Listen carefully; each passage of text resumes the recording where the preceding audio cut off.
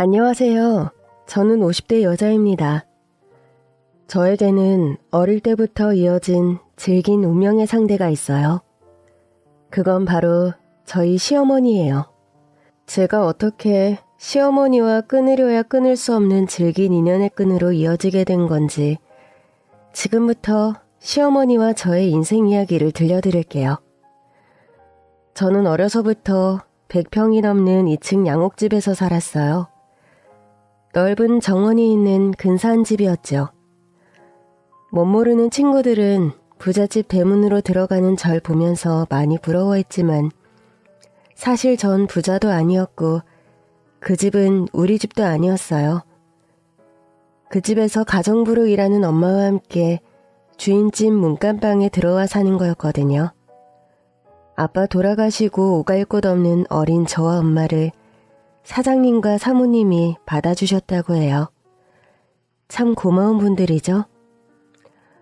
어린 시절을 떠올려보면 사장님도 좋은 분이었지만 사모님은 정말 천사 같은 분이셨어요. 주인집에는 저와 동갑내기 아들이 하나 있었는데 사모님은 가정부 딸인 저와 금쪽 같은 당신 아들을 차별 없이 똑같이 대해주셨거든요. 예, 미경아, 이리 좀 나와봐라. 부르셨어요, 아줌마? 그래, 어서 와서 이것 좀 입어봐. 우리 동준이 거 사는 김에 네 것도 같이 샀어. 사모님이 저에게 새 겨울 파카를 내미시더라고요. 전 너무 고맙고 죄송스러워서 손사래를 쳤죠. 저 겨울 파카 필요 없어요, 아줌마. 작년에 사주신 것도 아직 멀쩡한데요? 작년보다 키가 몇 센치는 자랐을 텐데 그게 여태 맞겠니? 한창 클 나이에. 얼른 입어봐. 사모님은 책이며 학용품이며 철마다 새 옷에 운동화까지 항상 자기 아들과 똑같은 거로 제 것까지 준비해 주셨죠.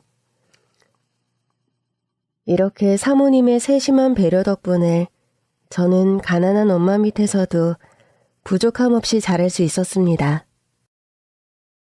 늘 사모님 댁 집안일을 하느라 바빴던 엄마 대신에 저를 엄마처럼 돌봐주신 분도 사모님이셨어요. 전 항상 주인집 아들인 동준이와 함께 숙제도 하고 간식도 같이 먹으며 사모님의 보살핌을 받았죠.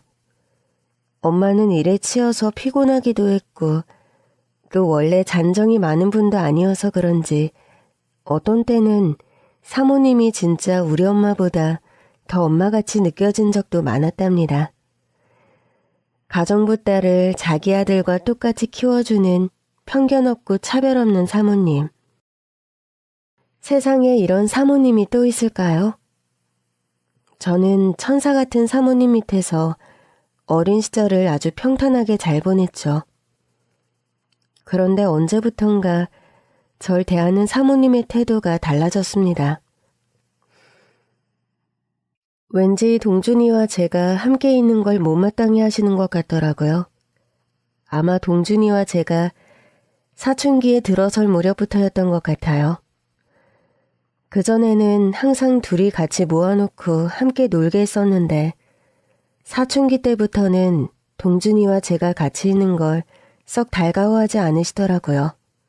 그건 우리 엄마도 마찬가지였어요. 엄마는 항상 저를 보고 몸가짐을 조심히 해야 한다고 신신당부를 하셨죠. 괜히 동준이하고 엮이면 큰일 난다. 엄마 말 무슨 얘긴지 알지? 사모님이 이날 이때껏 키워주고 먹여주고 재워주셨는데 주인집 아들이랑 뭔 일 생기면 사모님이 얼마나 배신감 느끼시겠어? 그러니까 집에 오면 어슬렁거리지 말고 그냥 얌전히 방에 들어와 있어. 학교에서도 쓸데없이 서로 아는 체 하지 말고. 알았니? 알았어, 엄마. 걱정하지 마. 안 그래도 학교에서 어쩌다 마주쳐도 서로 모른 척하고 피한다고. 그때는 여학생이 남학생이랑 나란히 서 있기만 해도 소문이 나서 난리가 나던 시절이었어요. 엄마는 내가 동준이랑 사고라도 칠까 걱정이 되셨나 봐요. 하긴 사춘기 남녀가 한 집에서 같이 먹고 자고 하는데 눈에서 불꽃 튈 일이 일어날 만도 하지 않겠어요? 게다가 동준이는 꽤 잘생긴 인기남이었거든요. 사모님을 닮아서 곱상하고 귀티나는 외모에 잘 먹고 잘 자라서 그런지 키도 훤칠하게 커서 여학생들 사이에서 인기가 많았답니다. 이렇게 금쪽 같은 동준이가 걱정됐던 사모님은 급기야 엄마에게 말도 안 되는 부탁까지 하시더라고요. 미경이한테는 미안하지만 미경이랑 우리 동준이랑 친하게 지내지 않았으면 좋겠어. 미경이한테 잘 말해줄 수 있지? 아유, 사모님이 요즘 우리 미경이 때문에 신경이 많이 쓰이셨나 봐요. 죄송해요. 제가 사모님 신경 안 쓰이게 딸내미 단속 철저하게 할게요. 미경이가 허튼 짓 할 애는 아니라는 건 내가 누구보다 잘 알지. 근데 미경이도 동준이도 지금 한참 공부할 나이잖아. 내가 미경이를 못 믿어서가 아니라 그냥 노파심에 그러는 거니까 얘기 좀 잘해줘. 안 그래도 제가 알아듣게 잘 말해놨으니까 걱정하실 일은 없을 거예요. 저만 믿으세요. 이해해줘서 고마워. 아유, 고맙긴요. 호까지 달린 저를 이 집에 들어와 살게 해주신 것만도 감사한데 불미스러운 일을 만들면 안 되죠. 하루하루 은혜 갚기도 부족한걸요.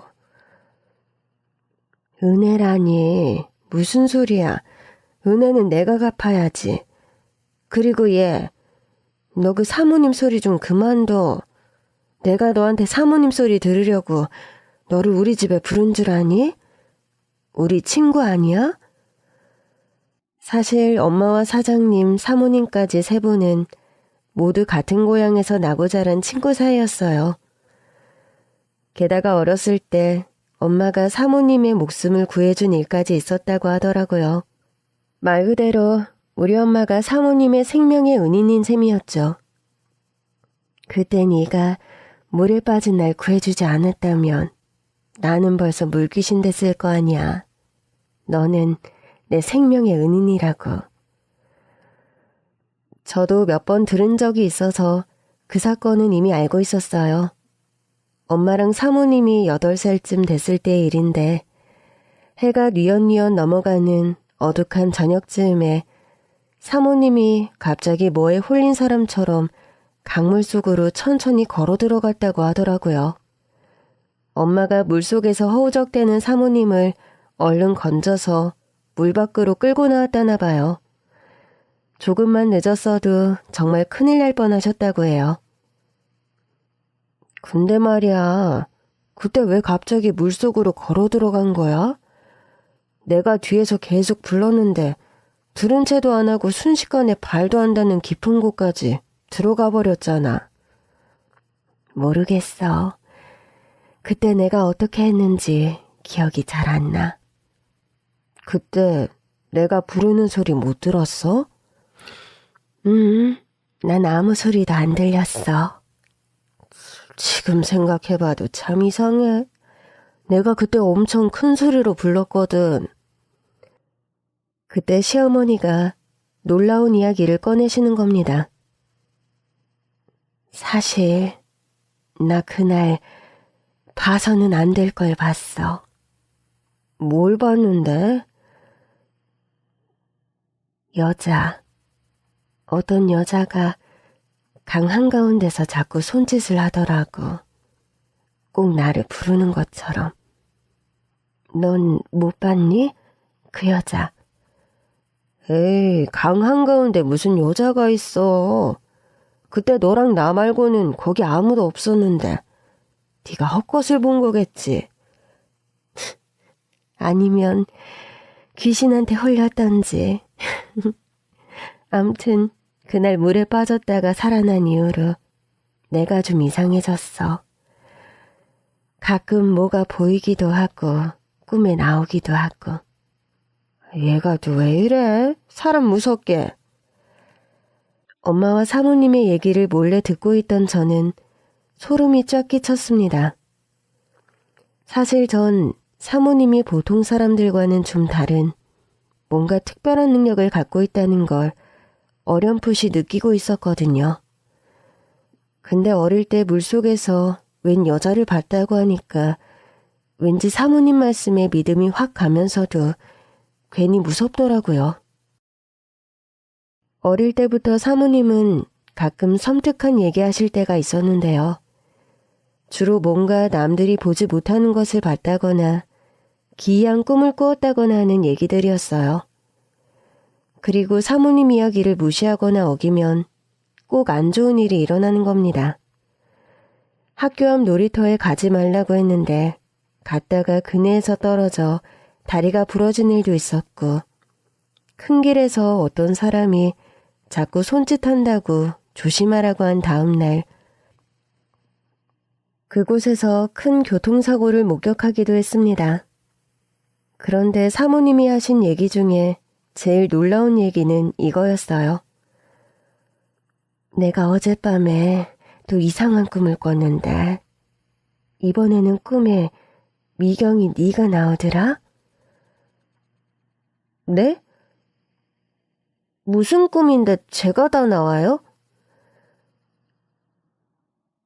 네가 내 아들 동준이랑 둘이 손을 꼭 잡고 비행기를 타지 뭐니. 너희들을 태운 비행기가 파란 하늘 높이 높이 날아가 버리더라고. 너희 혹시 나 몰래 사귀니? 결혼까지 할 거야? 동준이와 저는 둘 다 깜짝 놀랐습니다. 사실 대학교 입학할 무렵부터 사귀기 시작해서 거의 3, 4년을 만나왔지만 동준이와 저는 집에서는 절대로 티를 내지 않았고 가족들은 모르게 철저히 비밀에 붙이고 있었거든요. 그런데 사모님이 우리의 비밀 연애를 귀신같이 알아채다니 놀랄 수밖에요. 엄마, 제발 허락해주세요. 저 미경이 사랑해요. 미경이랑 결혼하고 싶어요. 동준이가 사모님 앞에 무릎을 꿇길래 저도 얼른 같이 꿇었습니다. 그리고 비장한 마음으로 사모님께 동준이랑 몰래 사귀는 걸 사죄드리고 허락을 구했죠.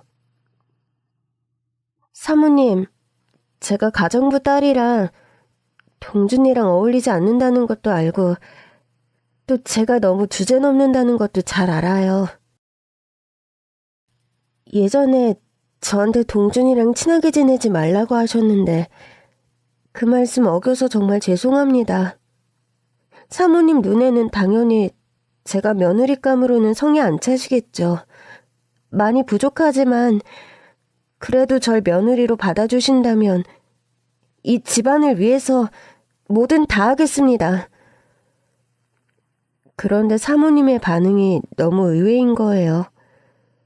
요즘은 어떨지 모르겠지만 그 옛날만 해도 가정부 딸이 주인집 아들과 결혼한다는 건 언감생심, 드라마 속에나 있는 일이었지 현실에선 불가능했었거든요. 가정부 딸을 며느리로 받아줄 사모님이 세상에 어디 있겠어요? 전 자포자기의 심정으로 사모님께 매달렸는데 이게 웬일일까요? 사모님이 무릎 꿇은 저를 얼른 일으켜 세우더니 따뜻하게 안아주시지 뭡니까? 사실 너희들이 이렇게 될 줄 난 다 알고 있었다니까?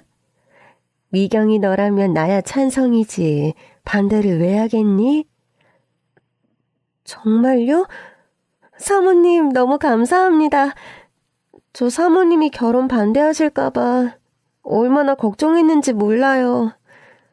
사모님이 뭐야? 이제 어머니라고 해야지. 어머니 한번 불러봐. 어머니. 그래, 어머니 소리 너무 듣기 좋다, 얘. 고맙습니다. 앞으로 어머님, 아버님께 효도하면서 잘 살게요. 전 너무 감동받아서 눈물까지 흘렸어요. 가정부 딸 주제에 사모님 아들이랑 몰래 연애를 한 것도 죄송한데 결혼까지 흔쾌히 허락해 주시다니 너무 감사했죠. 다행히 사장님께서도 전혀 반대 안 하시고 무조건 찬성이라며 양팔 벌려 환영해 주셨고요. 이렇게 인성 좋은 시부모님들 덕분에 제 결혼은 일사천리로 진행되었죠. 모든 일이 너무 순조롭게 진행되니까 왠지 모르게 불안한 마음이 들더라고요. 왜 호사다마라고 하잖아요. 이렇게 평탄하기만 한 행복의 끝에 불행이 따라붙을까봐 자꾸만 불안했죠. 그리고 불행하게도 저의 막연한 불안은 현실이 되고 말았습니다. 말이 씨가 됐던 걸까요? 갑자기 엄마가 폐암 말기 선고를 받으셨습니다. 평생 남의 집 살이하며 힘들게 사시다가 이제 겨우 살만하게 되었는데 이런 불행이 닥치다니 하늘이 무너지는 기분이었습니다. 엄마는 제가 결혼하게 되면서 사모님 댁 일도 그만두고 이제 여행도 다니고 편하게 살겠다고 잔뜩 들떠 계셨는데 여행은커녕 병원에 바로 입원을 하시고 말았죠. 근데 시어머니께서 깜짝 놀랄 말씀을 하시는 거예요. 간병인은 구할 것 없어. 사부인 병간호는 내가 직접 할게. 네? 어머님이요? 말도 안 돼. 어떻게 그래요. 그냥 간병인 두고 제가 같이 붙어 있으면 돼요. 아니야, 세아가. 내가 사부인께 받은 은혜를 꼭 갖고 싶어서 그래. 사부인은 어렸을 때 날 구해준 생명의 은인이기도 하지만 평생 나 대신에 내 손과 발이 돼서 우리 집 일 열심히 해주신 고마운 분이야. 게다가 이렇게 귀한 딸을 우리 며느리로 보내주셨으니 얼마나 감사하니? 사부인이 이렇게 힘든데 내가 친구로서 가만히 있을 수는 없잖아? 아무 걱정 말고 엄마는 나한테 맡겨라. 어머니, 말씀만 들어도 너무 감사해요. 엄마 때문에 많이 속상하고 힘든 거야 당연하겠지만 네가 기운을 내야 해. 네가 힘내야 사부인도 힘을 내지. 시어머니는 이렇게 힘들어하는 절 위로해 주시고 엄마 병간호에도 온 정성을 다 쏟으셨어요. 한 번이라도 환자 병간호를 해보신 분들이라면 다 아실 거예요. 아픈 사람을 돌보는 일이 얼마나 힘들고 고된 일인지 말이에요. 그런데 손에 물 한 번 안 묻히고 곱게 살아오신 우리 시어머니가 어찌나 지극정성으로 엄마를 돌보시는지 병원 사람들 모두 세상에 저런 사돈이 어딨냐며 놀랄 정도였어요. 딸은 저를 제쳐두고 어머님이 직접 대소변까지 다 받아낼 정도였으니 말 다 했죠. 그러나 시어머니의 지극정성과 저의 간절한 기도에도 엄마의 병세는 나아지지 않았고 엄마는 결국 세상을 떠나시고 말았습니다. 근데 문제는 엄마의 죽음이 불행의 끝이 아니라 시작이었다는 거죠. 그날 이후로 불행은 꼬리에 꼬리를 물고 찾아왔습니다. 건강하시던 시아버지가 심근경색으로 하루아침에 갑자기 돌아가신 것입니다. 시아버지를 대신해서 남편이 회사 경영에 뛰어들었지만 상황은 점점 나빠지기만 했습니다. 시아버지가 30년 넘게 키워오신 전자기기 회사가 남편이 대표 자리에 오른 지 3년 만에 부도 처리가 되고 만 것입니다. 이렇게 큰 불행이 연달아 일어났는데도 저의 불행은 끝을 모르고 계속되었습니다. 믿기 어려우시겠지만 이번에는 남편이 저 세상으로 떠났습니다. 사업 실패로 괴로워하며 술로 세월을 보내다가 어느 날 저녁 잠자리에 든 후 다시 깨어나지 못하고 불귀의 객이 되고 만 것이죠. 저는 남편에게 작별의 말 한마디 못 건네보고 남편과 사별하고 말았죠. 여기까지가 제가 결혼하고 10년 동안 일어난 일들입니다. 그때 제 나이가 겨우 35이었어요. 그 사이 유산의 아픔도 2번이나 겪었죠. 이제 제 주위에는 일가 친척도 친구도 아무도 없었어요. 이 세상 천지에 시어머니와 저 오직 둘만이 남겨진 겁니다. 저와 시어머니가 얼마나 질긴 인연인지 이제 이해하시겠죠? 전 절망 속에서 용기를 냈어요. 목숨이 붙어있는 한은 시어머니와 함께 하루하루를 살아야 했으니까요. 어머니, 언제까지 슬퍼만 하고 앉아있을 순 없어요. 산 사람은 살아야죠. 저 이제 그만 슬퍼하고 정신 바짝 차릴 거예요. 우리 둘이 서로 의지하면서 잘 살아봐요. 네? 난 살고 싶은 생각도 없다. 남편 자식 다 앞세우고 전 재산 다 날렸는데 이젠 내가 무슨 희망으로 살겠니? 어머니, 제가 있잖아요. 어머니가 이러시면 그이랑 아버님이 정말 슬퍼하실 거예요. 그러니까 제발 우리 힘내서 열심히 살아봐요. 나중에 하늘에서 먼저 간 가족들 만났을 때 부끄럽지 말아야죠. 저는 어린 시절부터 살아온 정든 2층 양옥집을 팔고 겨우 반지하 월세방으로 이사를 갔습니다. 남편이 남긴 빚을 갚으려면 어쩔 도리가 없었죠. 그런데 이사 들어가는 첫날부터 문제가 있었습니다. 시어머니가 이 집에 안 들어가겠다고 버티시는 겁니다. 예, 난 여기서 못 살아. 난 안 들어갈란다. 어머니 왜 그러세요? 어린애처럼 투정 부리시면 어떡해요? 넌 이 집이 무섭지도 않니? 네? 무섭다고요? 그래, 빚도 잘 안 들고 침침한 게 난 여기가 너무 무섭다. 저건 또 뭐야? 곰팡이 아니냐? 아유, 무서워. 나 이 집에서 정말 못 살겠어. 어머니, 진짜 무서운 게 뭔지 아세요? 그건 방 한 칸이 없어서 이 추운 겨울날 밖에서 떠도는 거예요. 이런 집이라도 있는 걸 다행으로 아셔야죠. 제가 구한 반지하 방은 햇빛이 잘 들지 않아 침침하고 퀴퀴한 냄새가 나는 곳이었어요. 대골 같은 큰 집에서 사모님 소리 들으며 살던 시어머니에게는 충격 그 자체였겠죠. 하루아침에 천국에서 지옥으로 떨어진 시어머니의 기분은 이해가 갔지만 그렇다고 불평만 하고 있을 수만은 없었습니다. 필사적으로 어머니를 달랬어요. 어머니, 여기 그렇게 나쁘지만은 않아요. 청소 싹 하면 냄새도 안 날 거고 곰팡이도 싹 없어질 거예요. 여기 창가에는 화분도 놓을 거예요. 괜찮겠죠?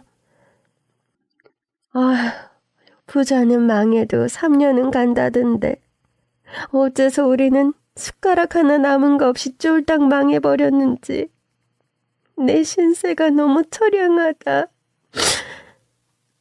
어머니, 그만 우세요. 우리는 이 집에서 반드시 잘 될 거예요. 크게 성공해서 여기를 나가는 거예요. 그러려면 어머니가 마음에 안 드는 게 있어도 조금만 참아주셔야 해요. 아셨죠? 그렇게 반지하 방으로 이사한 다음 날부터 저는 아르바이트를 시작했어요. 신세 한탄이나 하면서 넋놓고 있다가는 시어머니랑 둘이 굶어 죽을 판이었거든요. 10년간 남편 그늘 밑에서 전업주부로 살아온 터라 제가 할 수 있는 일은 많지 않았어요. 그래도 다행히 식당 일을 할 수 있게 되었습니다. 저는 오전에는 회사 구내식당에서 일하고 오후에는 갈빗집에서 설거지를 하며 입에 풀칠이라도 할 수 있게 되었습니다. 다행히 시어머니도 제가 아르바이트를 2탕이나 뛰며 고생하는 걸 보고 많이 안쓰러우셨는지 더 이상 불평이나 신세한탄을 하지 않으셨습니다. 주방일 하느라 갈라지고 터진 제 손을 꼭 잡고 안타까워하셨죠. 아휴, 젊은 애 손이 이게 뭐야. 우리 며느리 이렇게 고생만 해서 어떡하니? 괜히 우리 집으로 시집 와서 안 해도 될 고생을 하고 있는 거 보니 내 마음이 찢어진다. 지금이라도 안 늦었어. 나랑 연 끊고 너 살 길 찾아서 나가라. 아직 40살도 안 된 젊디 젊은 것이 이렇게 고생만 해서야 쓰겠니? 늙은이는 혼자서 어떻게든 살면 되니까 얼른 너 팔자고칠 생각해. 어머니, 연 끊고 나가라니요. 무슨 말씀을 그렇게 섭섭하게 하세요.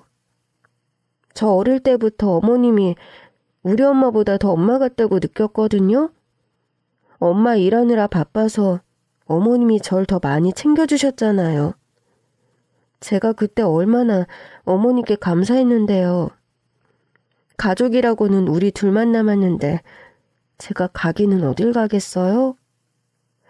이제 저 어머님을 시어머니라고 생각 안 해요. 진짜 엄마라고 생각해요. 그러니까 어머니도 저를 진짜 딸이라고 생각해 주세요. 앞으로 무슨 일이 벌어지든 우리 같이 헤쳐나가요.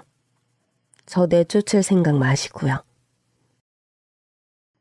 미경아, 너무 고맙다. 이제 네 말대로 널 며느리가 아니라 내 딸이라고 생각할게.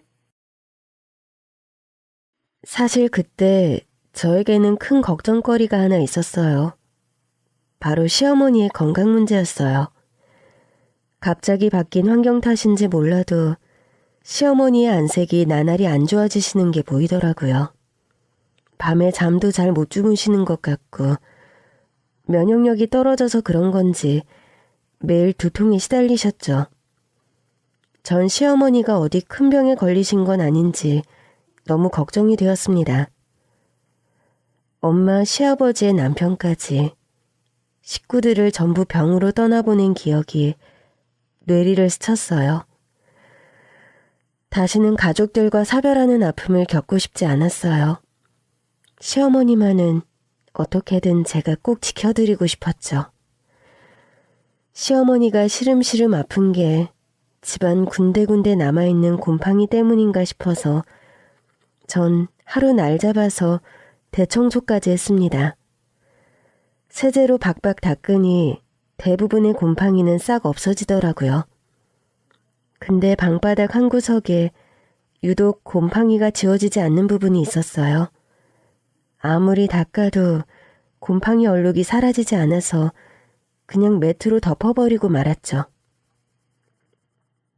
어머니, 어때요? 많이 깨끗해졌죠? 어머니 머리 자꾸 아픈 게 곰팡이 때문일 수도 있잖아요. 이제는 괜찮으실 거예요. 그래, 미경이니가 나 때문에 진짜 고생이 많구나. 고마워. 너 봐서라도 아프지 말아야지. 그러나 아프지 않겠다던 시어머니 말씀과 달리 어머니의 컨디션은 좀처럼 나아지지 않았어요. 어머니, 안색도 너무 안 좋으시고 기운도 없고 도저히 안 되겠어요. 저랑 같이 병원에 가요. 이러다 진짜 큰일 나겠어요. 그런데 시어머니 얼굴이 더욱 어두워지시는 거예요. 이건 병원에 가서 해결될 일이 아니야. 병원에 가도 아무 소용도 없을 거다. 그럼 어떻게 해요, 어머니? 진짜 무슨 일이 있으신 거예요? 어머니는 알고 계시죠? 저한테 말씀을 해보세요. 저도 알아야죠. 어머니가 한참을 머뭇거리다 꺼낸 이야기에 저는 소름 끼치도록 무서워졌습니다. 이 집에 이사 오고 얼마 안 돼서부터 자꾸 이상한 게 보인다. 네? 이상한 거라뇨? 뭐가 보이시는데요? 시어머니가 원래 귀신도 보고 이상한 꿈도 잘 꾸고 꼭 신기 있는 사람처럼 섬뜩한 얘기를 하실 때가 많아서 전 잔뜩 긴장했죠. 이번엔 정말 심상치 않더라고요. 이번엔 뭐예요? 여자? 남자? 그런데 시어머니가 예상 밖의 대답을 하시는 겁니다. 아이야, 어린아이. 네? 어린아이라고요? 그래, 한 5-6살쯤 됐으려나? 밤에 어린아이가 자꾸 꿈에 나타나. 그래서요. 그 애가 꿈에서 뭘 어떻게 하는데요? 아무것도 안 해.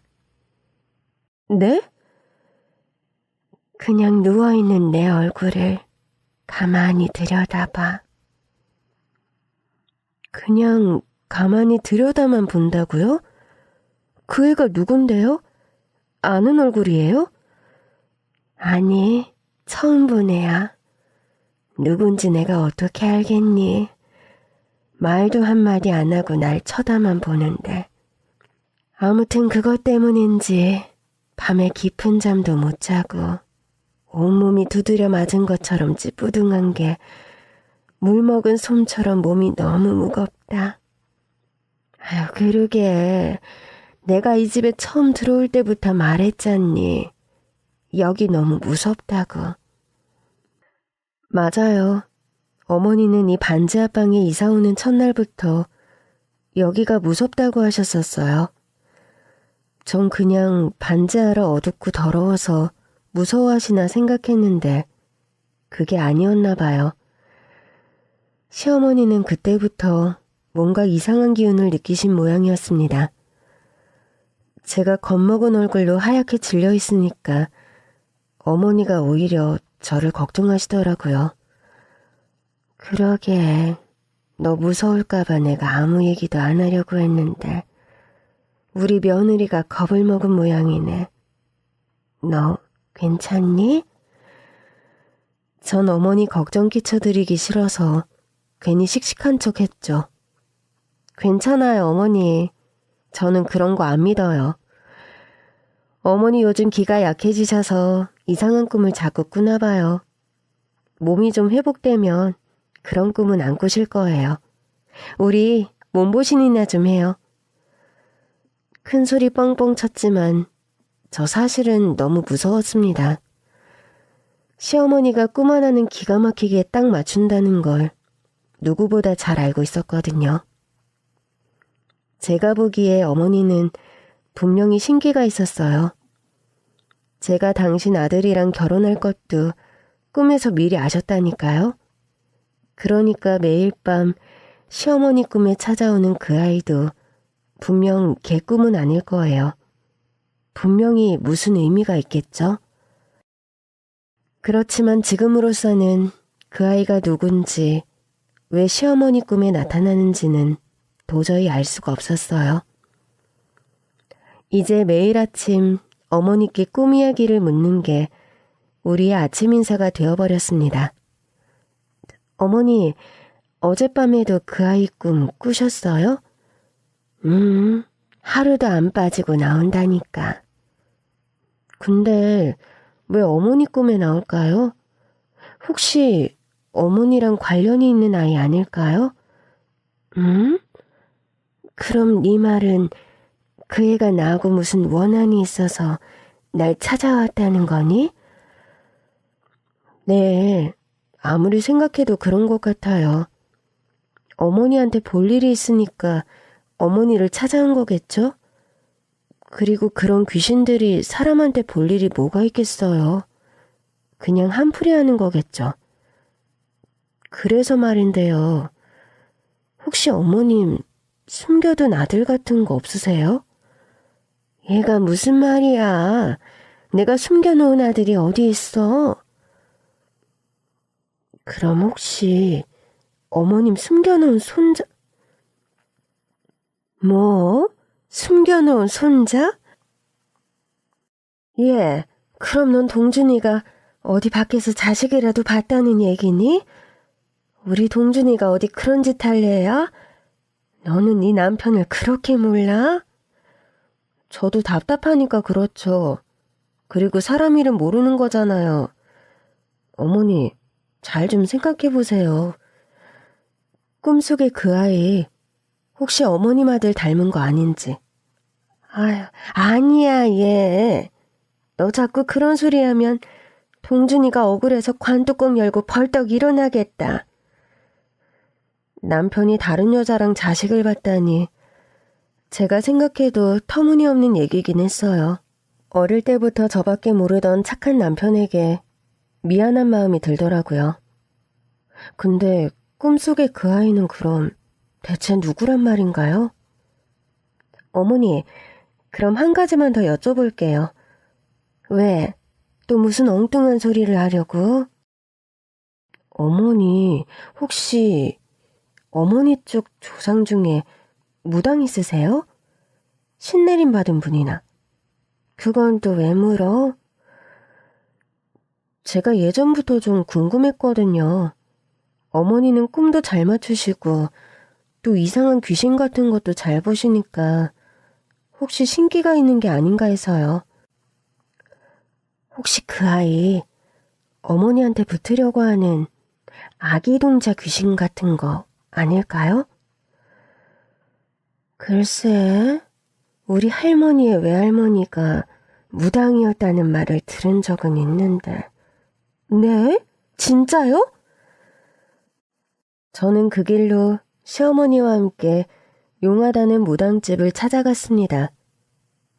보살님, 저희 어머니가 신기가 있으신 것 같은데 한 번만 봐주세요. 어떻게 저희 시어머니가 보살님 같은 무당팔자인가요? 제 질문이 끝나기 무섭게 무당이 시어머니를 노려보더니 버럭대는 겁니다. 무당은 아무나 하는 줄 알아? 그런 거 아니니까 정신 차려. 아니 근데 평소에 꿈도 잘 맞추시고 또 귀신도 막 보인다고 하시고 저희 시어머니 확실히 보통 사람들이랑은 좀 다르거든요. 어디 보자. 무당은 뭔가 중얼거리면서 시어머니를 이리저리 뜯어보더니 이내 고개를 절레절레 젓는 겁니다. 이 사람 문제가 뭔지 알아냈어. 그게 뭔가요, 보살님? 이 사람은 영혼이 너무 맑아. 네? 영혼이 맑다고요? 그래, 영혼이 맑으니까 귀신이 보이고 꿈에 뭐가 나오고 홀령들이 이 사람을 통해서 자꾸 신호를 보내려고 하는 거야. 시어머니가 걱정스러운 목소리로 물었습니다. 그래서 제가 무당이 돼야 할 팔자인가요? 아니야. 본격적으로 이쪽 일 할 사람은 절대 아니야. 근데 왜 제 꿈에 자꾸 똑같은 애가 나오는 거죠? 저한테 붙으려는 애기 동자신 같은 거 아닐까요? 꿈 얘기에 무당이 멈칫하더라고요. 뭐? 애기? 꿈에 어린애가 나온다는 거야? 네, 매일 밤마다 자려고 누우면 딱 보여요. 꿈인지 생신지 모르게 저한테 와서 절 가만히 들여다본다고요. 어젯밤은 좀 달랐어요. 어젯밤엔 그 아이가 엉엉 울고 있더라고요. 전 너무 무서워졌습니다. 꿈속에 그 아이가 울기 시작했다니 진짜로 무슨 안 좋은 일이 일어나는 거 아닌가 불안했어요. 무당도 심각한 표정으로 눈을 감더니 시어머니 주변으로 방울을 흔들어댔습니다. 그리고 천천히 눈을 뜨고 놀라운 이야기를 시작했어요. 지금 현재 너희 시어머니한테 들러붙은 귀신은 없어. 그게 무슨 소리냐? 꿈에 나오는 애기가 사람한테 붙어서 따라다니는 귀신은 아니란 얘기지. 그렇다면 그 집에 애귀신이 붙었다는 건데 지금 어디 살아? 네? 저희 땡땡동 반지하에 살아요. 무당은 그 길로 저희와 함께 저희가 살고 있는 반지하방까지 따라왔습니다. 그 아이의 정체가 뭔지 자기 눈으로 직접 확인해보고 부적을 쓰든 구슬하든 해보겠다고 하더군요. 그런데 무당이 집에 와서 어둡고 좁은 반지하방을 한번 쭉 훑어보더니 충격적인 말을 꺼내는 겁니다. 내 예상이 맞았네. 그 아이 지금 이 집에 있어. 네? 뭐라고요? 무당은 대답 대신 방 한 구석을 가리켰습니다. 그곳은 곰팡이 얼룩이 지워지지 않아서 매트로 덮어둔 바로 그곳이었죠. 저기에 아이의 원혼이 있어. 자기가 여기 있다는 걸 알려주고 싶었던 모양이네. 그래서 이 집 시어머니 꿈에 자꾸 나타난 거야. 말도 안 돼. 어떻게 그런 일이...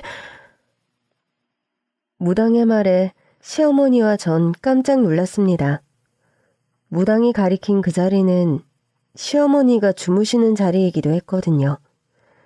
제 머릿속에 섬뜩한 생각이 퍼뜩 스쳤습니다. 저는 미친 사람처럼 밖으로 뛰쳐나갔다가 인근 공사장에서 삽 하나를 손에 잡히는 대로 들고 돌아왔습니다. 어머, 얘 그걸로 뭘 하려고... 어머니, 위험해요. 한쪽으로 피해 계세요. 저는 곰팡이를 가리려고 깔아둔 매트를 걷어내고 그 밑에 깔린 장판까지 싹 다 걷어냈습니다. 그러자 진흙을 바른 돌바닥이 나오더군요. 낡고 오래된 옛날 집이라 그런지 시멘트도 아니고 진흙으로 대충 덮어놓았더라고요. 저는 삽으로 있는 힘껏 바닥을 파기 시작했습니다. 시어머니가 누워 주무시던 바로 그 자리였죠. 그런데 몇 번 삽질을 하다 보니까 뭔가 보이기 시작하는 겁니다. 흙바닥 안에서 푸른 옷자락 같은 것이 보였어요. 시어머니가 놀라서 뒤로 벌렁 나자빠지셨습니다. 아이고, 저게 뭐냐? 그것은 어린아이의 바지자락이었습니다. 저 역시 깜짝 놀라서 삽을 내려놓고 옷자락 부분을 손으로 살살 파내기 시작했습니다. 정말 그곳에 아이가 있었던 겁니다. 그것도 시어머니가 주무시던 방바닥 바로 밑에요. 이러니 시어머니 꿈자리가 그렇게 뒤숭숭할 수밖에요. 저도 저지만 시어머니는 저보다 훨씬 더 큰 충격을 받으신 모양이었습니다. 아휴, 내가 그동안 뭘 깔고 자고 있었던 거냐. 이래서 애가 맨날 내 꿈에 나와서 울었던 거구나. 온몸에 소름이 돋고 무서워서 숨도 못 쉬겠다. 전 얼른 어머니를 안고 진정시켜 드렸어요. 어머니, 진정하세요. 무슨 일인지 모르겠지만 이렇게 방바닥에서 아이가 나왔다는 건 여기서 뭔가 심상치 않은 일이 벌어졌다는 거예요. 혼자서 외로웠을 아이를 가엾게 여겨주셔야죠. 그때 저희들을 지켜보던 무당이 뭔가에 쫓기듯 황급히 돌아갈 채비를 하더라고요. 보살님, 어디 가세요? 출장비 받으셔야죠. 사람 목숨이랑 관계된 일이야. 사람 목숨 담보로 돈 받고 그러면 우리 신령님이 노하셔. 이만하면 내 할 일은 다 한 것 같으니 난 그만 가야지. 얼른 경찰에 신고부터 하라고. 이제부터는 무당이 아니라 형사가 나서야 될 일이야. 전 무당 말이 끝나기 무섭게 바로 경찰에 신고를 했습니다. 경찰이 곧 출동해서 우리 집 현관에 출입 통제선부터 치기 시작하더군요. 안녕하세요. 땡땡 경찰서 강력반 김용수 형사입니다. 아무래도 이 방에서 범죄가 일어난 것 같네요. 증거 채취하고 보존해야 해서 어쩔 수 없이 여기를 폐쇄할 수밖에 없습니다. 이해해 주세요. 네, 어쩔 수 없죠. 그럼 언제까지 집에 못 들어가는 건가요? 글쎄요. 한 일주일쯤? 언제까지라고 정확하게 말씀은 못 드리겠네요. 사건이 어떻게 진행될지 조사를 좀 더 해봐야 알 수 있으니까요. 하긴 저도 무서워서 조사 끝나도 여기 다시 들어갈 수 있을지 모르겠어요. 오만 가지 생각이 머릿속을 스쳐갔습니다. 돈도 없고 오갈 곳 없던 시어머니와 제가 등 떠밀리듯 밀려들어온 이곳. 반지하 새방이 범죄 현장이었다니요. 이렇게 허무하고 기운 빠지는 일이 또 있을까요? 전 그동안 잘 살아보려고 아등바등했던 것들이 다 숲으로 돌아가는 것 같아 속이 상했어요. 근데 시어머니도 저랑 같은 마음이었나 보더라고요. 제 등을 토닥이면서 위로를 해주시더군요.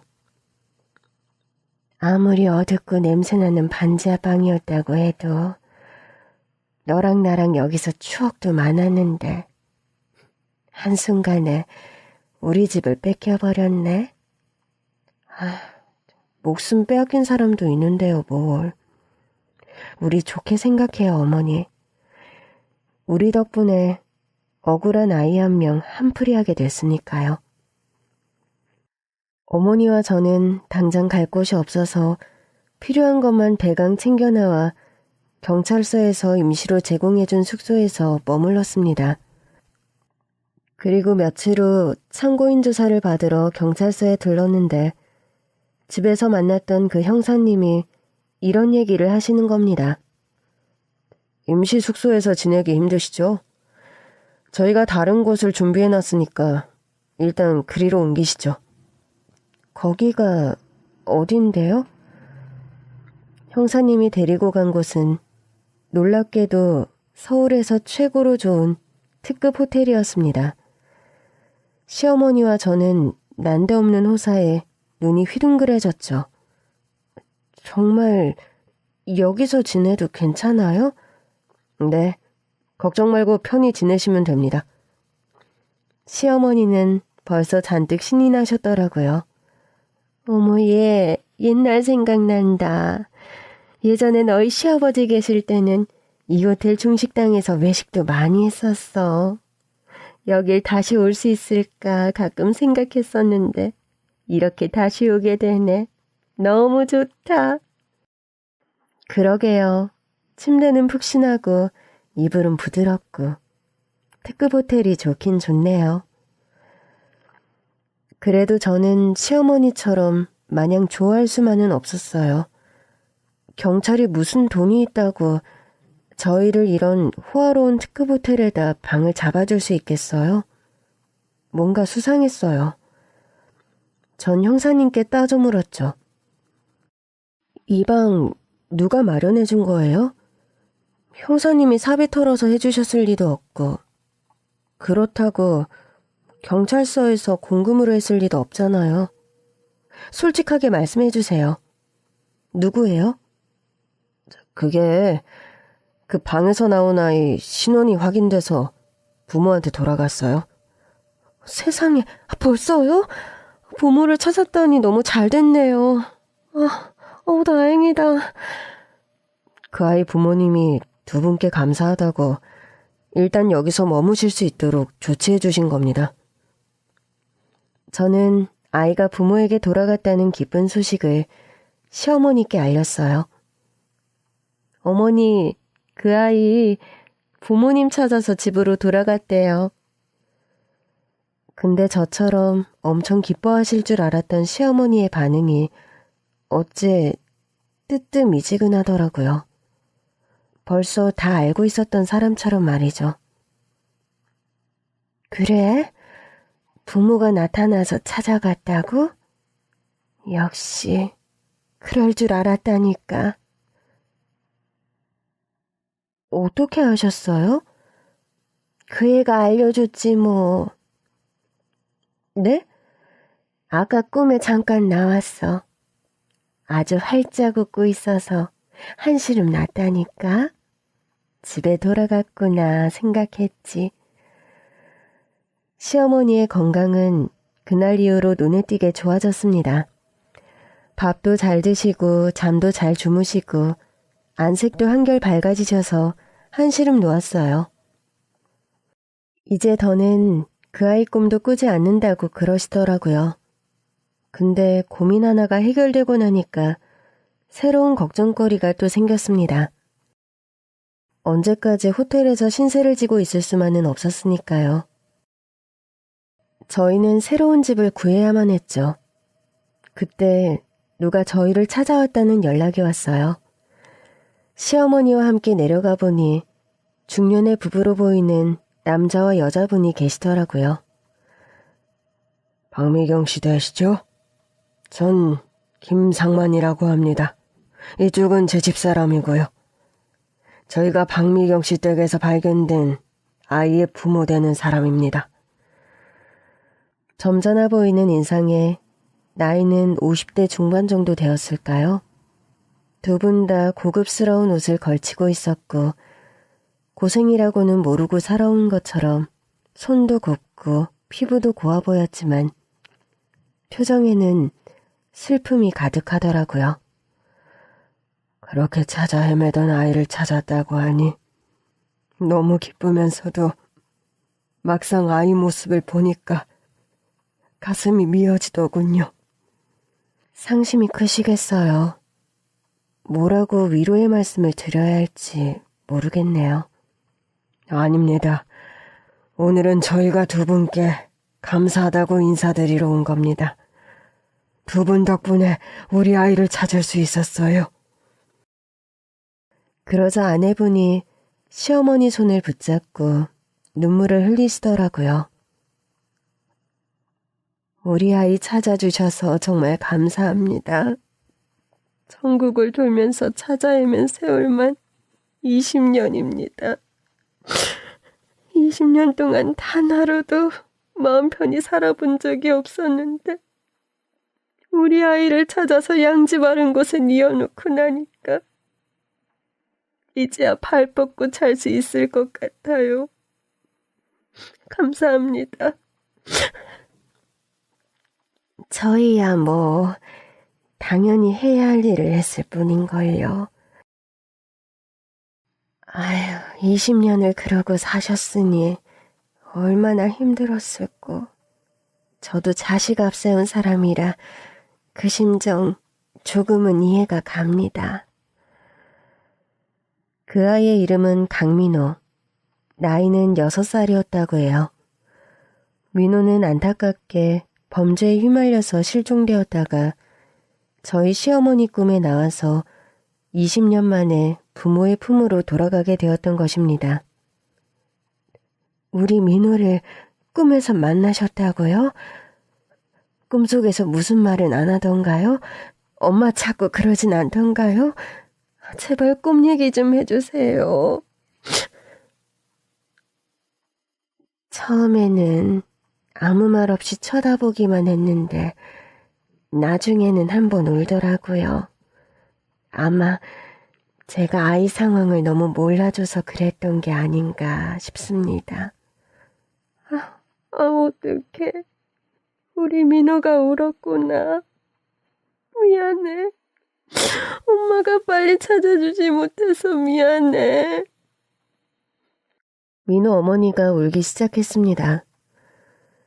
지켜주지 못한 아이에 대한 안타까움이 얼마나 컸을까요? 마음이 아파왔습니다. 얼마나 힘드셨어요. 저는 아이는 없지만 유산을 했던 경험이 있어서 민호 어머니 심정을 조금은 알 수 있을 것 같아요.